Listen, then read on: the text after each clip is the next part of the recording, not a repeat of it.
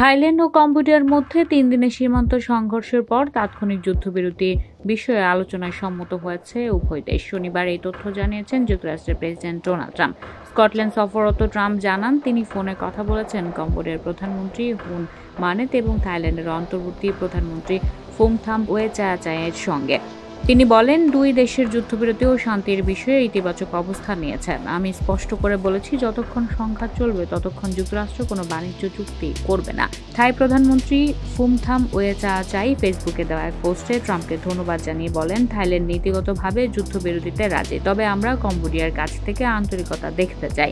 তিনি আরও জানান, ট্রাম্পকে অনুরোধ করা হয়েছে যেন কম্বোডিয়াকে দ্বিপক্ষীয় আলোচনায় বসার বার্তা পৌঁছে দেন, যার মাধ্যমে যুদ্ধবিরতি কার্যকর এবং স্থায়ী শান্তি নিশ্চিত করা যায়। এদিকে জাতিসংঘের নিরাপত্তা পরিষদের রুদ্ধদ্বার বৈঠকে কম্বোডিয়ার রাষ্ট্রদূত চিয়া কেও বলেন, শর্তহীন যুদ্ধবিরতির পাশাপাশি সীমান্ত নিয়ে ব্যাংকক ও নমপেনের দীর্ঘদিনের বিরোধের একটি শান্তিপূর্ণ সমাধান চায় কম্বোডিয়া। তবে ট্রাম্প এখনও আলোচনার নির্দিষ্ট সময় বা স্থান জানাননি।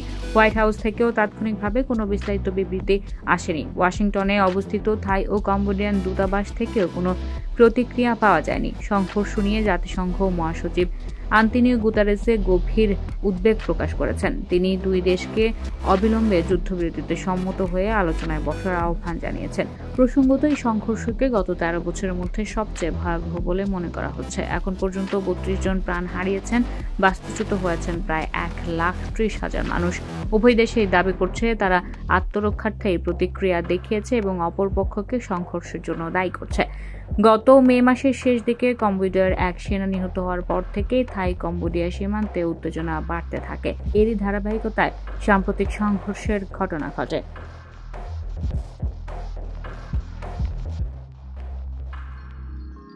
You are watching Raj TV, Jagorone, Bangladesh. Please subscribe our channel.